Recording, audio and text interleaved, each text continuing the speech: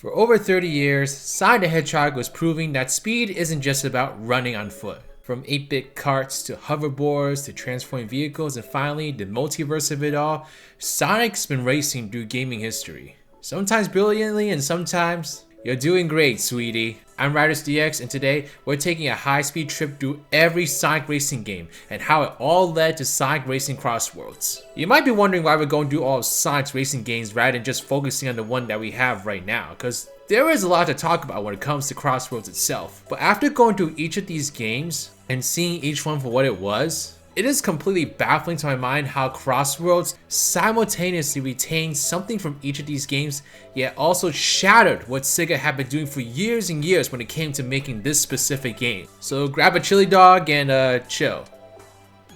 After liking and subscribing, of course. Our humble journey begins with a relic of the prehistoric years called the Game Gear. Sonic Drift and Drift 2 was Sega's first crack at kart racing, clearly inspired by Mario Kart, but with a Sonic twist. But what that Sonic twist was beyond the actual characters and tracks, your guess is as good as mine. You had Sonic, Tails, Amy, Eggman, and some other randos all crammed into tiny 8-bit carts. The tracks were simple, the turning was tight, but let's be honest, you couldn't see much of the world. And I'm already going into this with a short attention span, so that doesn't help matters. I don't know if this was just a limitation of the Game Gear tech that made them have to make the games this way, or if it really is just a confounding design choice, but it certainly made these some of the most undercooked racers I'd ever played. Now keep in mind, I grew up on the GameCube and such, so I was not really primed to like this sort of game. I've never even tried out the Mario Kart equivalents that came out at this time, so I have no real comparison to make here, but every series has to start somewhere. And well, this is where Sonic had to go out on the road. There were definitely some training wheels at play here. This was the blueprint, the first time Sonic raced against his own friends instead of running past them. Okay, let's move on. Can you feel the sunshine as it brightens up today? Living in a city! Work it out, work it out, work it out! If you couldn't already tell, we were already miles ahead in terms of style and cool factor with this next racer. Sonic R, Sega's bold leap into full 3D racing on the Sega Saturn. Also funny enough, Sonic's first ever proper 3D game. People like to forget. And this isn't counting Sonic 3D Blast, which is not 3D, but rather some awkward looking box that tries to collude itself as 3D. And this wasn't kart racing anymore. Sonic and friends ran on foot through open-ended tracks full of hidden routes and collectibles. This to me is what people would have expected a Sonic racing game to be like. You have the fastest creature in the world, so naturally, a racing game would have him racing on foot. Since this was the first time you got to control Sonic in a fully 3D space, I can't imagine what it must have been like playing this for the first time as a kid. I mean, look at it. Think about trying out this game after playing 3D Blast. It had ambition, charm, and a soundtrack that became legendary. But unfortunately, the controls handled like you were racing on an ice rink. This game is a bitch to control, and that pretty much ran it into the ground in terms of a standard for the future of Sonic racing games. Still, Sonic R is a cult classic, no matter how terribly it controls. The first game that proved Sonic racing could have style to it, not just speed. And that's something that Sonic racers would carry with them going forward, one way or another. Since Sonic R, Sega took a lengthy backseat from racers. Nearly a decade later, Sonic had undergone 9 lives, with debuting his first 3D adventure, his publisher exiting the console market, getting multiple TV shows, being voiced for the first time in games, and having that cast killed and replaced. Sonic was at a point where perhaps something stable and safe may have been a good idea. And thus, Sega gave Sonic a board instead of a car, and I loved it. Sonic Riders was pure adrenaline. Hoverboards, tricks, air boosts, and skill-based drifting. It felt fast, like really fast, and rewarded players who mastered its physics. And that's why I, as an awkward 6th grader who dedicated every waking moment of his life for a good year to playing and mastering this game's mechanics, felt so invigorated, yet isolated by Sonic Riders. It was like the secret club I had lifetime access to. I was trapped in the kelp forest and all I could do is just race on hoverboards against green hawks. The downside to it was that it was difficult to get people around me to give it a proper shake, because controlling it on your first playthrough felt like climbing Mount Everest after failing your high school fitness test. It's a game that's very punishing towards newcomers, and that was very much reflected in its critical reception. It doesn't help that the game's sole tutorial is a 480p ass video that's hidden in the depths of the extras menu. I mean, this is a crime against humanity in terms of accessibility. Then came Zero Gravity in 2008, swapping air management for gravity control. It looked slick, but simplified the skill ceiling. But it did this to the point where the game was just boring rather than invigorating. The game also had a more subdued look and feel to it overall, and I don't know, It killed a lot of the edge that riders brought to the table in an effort to appeal to a broader audience. And finally, Free Riders on Connect, a motion-controlled racer where you had to physically lean and jump to steer. And let's just say, it didn't go over great, but it at least helped a random IGN employee get a date. Despite the mixed reception, the Riders trilogy has a loyal fanbase to this day, and honestly, it's one of the most unique interpretations of Sonic racing ever made. I mean, there is a reason the return of hoverboards and the Babylon Rogues was a major part of the marketing of Crossworlds, despite especially how hated the Babylon Rogues were at the time. Riders represents a far end of the Sonic spectrum when it comes to racers. The kind of Sonic racer that's fearless enough to try out things that likely can and will fall flat on its face. It may not be the universally praised racer that some of the future titles would eventually become, but it stands for something I believe is far more important to a franchise like Sonic, which debuted with the purpose to do something different in the first place.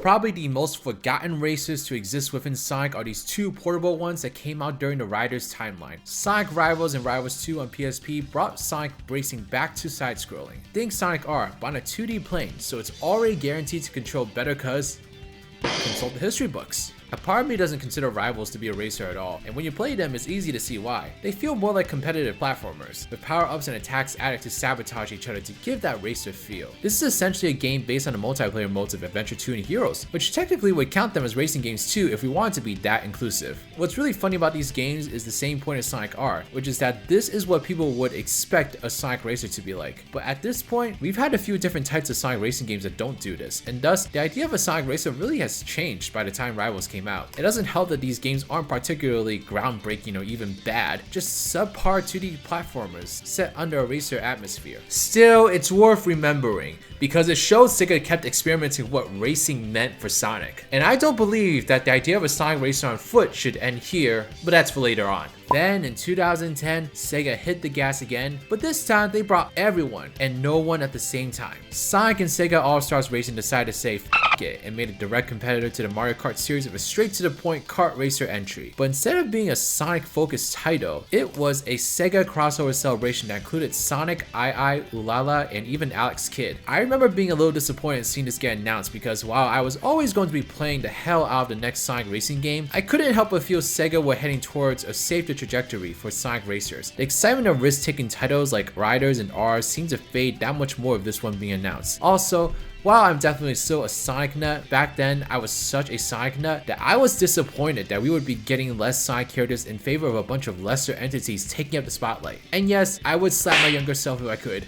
But something that I cannot deny is that this game set a foundation that's benefited the Sonic Racing series to this very day. It may not have been the most ambitious or original racing game to hit the shelves, but it was the most consistent and solid racing game that Sonic was attached to up to this point. And as a result, it went on to become one of the most widely successful and accessible racing games in the Sonic series. I have very fond memories of being on family vacations and playing the mobile version of this with my cousins. It's easy to see how this game walked so that Crossworlds could eventually run. But before we can get to that, we have to talk about arguably the most important Sonic racing game up to this point, especially when it comes to Crossworlds. Sonic and All-Stars Racing Transformed. To me, Transformed picked up directly where Racing left off, retaining everything that was good about that game, but now injecting some of that edge and innovation that Sonic was known for. Cars turned into boats and planes mid-race, tracks shifted dynamically, and every race felt different. This game is literally the exoskeleton that Crossworlds was built off of. It was also a bigger game in every aspect. There were more Sonic and Sega characters to go around, a much more diverse and plentiful track selection as well, and all tied together with a racer that feels tighter yet more chaotic than the previous one. Fans and critics love this. Even years later, people still call it one of the best kart racers ever made, period. What Transform did was solidify that Sega could churn out consistently good racing games starring its mascot. People were now quick to expect a solid experience whenever the next racing game was ever going to come out. Transform would go on to be the standard that people would point to when it comes to Sonic racing games, especially when the next racer came out, and not for the reasons Sega preferred, I'm sure. Sega took a long time to deliver the next Sonic racing game, but to be honest, this whole period of Sonic was a very strange and eerie one. He He suddenly was coming out with flop after flop, whether it be a game, a TV show, whatever the hell else Sega was doing with Sonic at this point. Sonic was in desperate need of something that would get the lights turned back on in the office. So finally, in 2019, Sega narrowed the focus and came out with Team Sonic Racing, which dropped the Sega crossovers and centered purely on Sonic characters. It was looking like a smaller, more focused approach, but it was being developed by the same people that did Transform, so what could go wrong? Well, this game proved that even the best of the best couldn't help but be poisoned just a tad by whatever it was infecting the Sonic franchise during this time. Low budgets and crunch culture. Just like Transform, there was a twist imposed on this racer, but this time you raced in teams of 3, sharing boosts, slipstreams, and special moves. It was an innovative idea that encouraged cooperation, and I can't say there's a lot of racing games out there that have anything similar to it. I actually enjoyed the mechanic overall, and will argue to this day that the team mechanic did not change the exoskeleton that Transformed had. However, with less variety and fewer tracks, it didn't quite live up to Transform's energy, and people overall looked at it as a downgrade in the Sonic Racing catalog. Not good, not good. For me, I actually was actively making YouTube videos when Team Sonic Racing came out, so the game holds a very special place in my heart no matter what anyone says about it. But I can step outside of that and see that Team Sonic Racing just wasn't the blockbuster racing game that Sonic needed at this moment. But at the same time, I wonder if it really could have become that at this point in time. What Sonic needed was not just one win, but multiple wins. And the fact that this game didn't fall flat on its face, for all intents and purposes, I call that a win, and hopefully all of these wins would eventually lead to a home run in the future. As solid as Team Sonic Racing was under these circumstances, it did quickly fade into obscurity. Meanwhile, on the mobile end, we had the most interesting racing title to date kind of pop off, as Sonic Forces Speed Battle kept the racing spirit alive. It's a multiplayer endless run that pits players in real-time races, collecting rings and dodging traps. To be honest, with the rising popularity of mobile games, this sort of game was an absolute given to drop Sonic in, especially since we had Sonic Dash earlier that was also raking in the money. This game is still going strong today, with events and seasonal characters. I mean, it arguably could be the most successful racing game for Sonic. I would love to see those profit reports. If there's anything to glean from this game and how it could have influenced Crossworlds, it's the update strategy to keep the game alive. As we are seeing from Crossworlds, this game is being supported for at least a year beyond its release, and should it continue to engage players in that way, it's easy to see it lasting for years to come. Probably not to the scale of Speed Battle, but if Crossworlds continues to follow that motto, who knows? And now we finally reached the newest chapter, Sonic Racing Crossworlds. After spending a lot of time with Sonic Racing Crossworlds, whether it be the multiple betas that came out before to the actual game, I see so clearly how Crossworlds is a conglomerate of everything Sonic has ever done in his racing games. It has a strong sense of familiarity first off. Like Drift in the racing titles, Crossworlds sticks to the kart racing formula that most gamers and adjacent casuals are familiar with. Like it or not, the most innovative and original ideas can be hard to sell to the general public, especially when most of them may not be looking for something so crazy different from what they're used to. And Crossworlds makes sure to maintain that commonality between it and other kart racers. Beyond that though, Crossworlds makes sure to correct what was a huge complaint for Team Sonic Racing, and that was the lack of content. This game sports the biggest roster of characters and tracks just specifically on the Sonic side. Now Vector actually has the Chaotix members here, and is not awkwardly shoehorned into a team with Blaze and Silver. We also see a bunch of original tracks referencing both Sonic games old and new, and with the Crossworlds feature, this is by far the most tracks we've ever seen in a Sonic racer. Beyond just Sonic characters, Crossworlds sports a ton of guests from outside the franchise. You obviously have Sega favorites like Joker from Persona and Hatsune Miku, but you also have non-Sega properties joining in, such as Minecraft, Pac-Man, and SpongeBob SquarePants. Like, this is truly a game made specifically for me. What these guest characters do is they give the game a sense of ambition that no other racer before it had a chance of having. A scope that reaches beyond anything else Sonic has done, and it's exciting. Mechanically, the game takes everything that worked from previous titles. It brings back the transform mechanic, so you'll not only be on the ground, but also on the water and air throughout all these tracks. And beyond that, the brand new crossword feature, which teleports you to another track on the second lap, means that every race is dynamic, different, and impossible to predict. It is a level of ambition I've always dreamed of for a Sonic game. It even brings back the Babylon Rogues and the airboards from the Riders series. Though the airboards are largely cosmetic, Crossworlds does an amazing job at pulling from and putting Sonic's history in the spotlight here. And it makes the game feel like the biggest celebration of Sonic yet, in some ways more so than Shadow Generations. Honestly, the only thing I could think of is even more Sonic characters and tracks to get added in here, especially some deep cuts. Like, wouldn't it be insane to see people like Mighty and Ray in here? Sure, Crossworlds isn't a perfect racer. Racing Online can certainly be a headache at times, especially with how sweaty some players have gotten, but it feels like a racing game that's sure of itself and wants to be the biggest thing out there. It started a serious conversation about whether it eclipses the other major kart racer to come out this year, more so than any Sonic racer before it, and I'm a firm believer that it does, but that's for another day.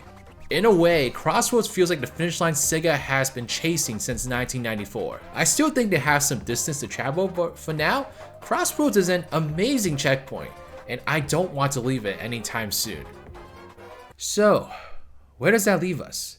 From Drift's humble pixels to R's experimental 3D, Riders hoverboards, Transforms innovation, and Crossworld's multiverse madness, Sonic Racing has always been about pushing forward. Every game tried something new. Sometimes it worked, sometimes it doesn't, but together, they tell a story of creativity and speed that's uniquely Sonic. And with Crossworlds, it feels like Sega finally found the perfect balance between fun, flair, and chaos. So the question now is, where does Sonic race next? If I wanted to give my personal answer, I think that Sonic has done just about all he can do in the kart racing genre. I mean, Sega can totally just continue with what they have here and make another Crossworlds that's bigger and better, but if we want to grow the Sonic racing catalog in a way I think it deserves, we need to revisit what Sonic R Rivals and even Force's Speed Battle does. I want to see Sonic go back on foot and make a racer that expertly combines what both Sonic platformers and racers have done to create something that truly only Sonic the Hedgehog could create.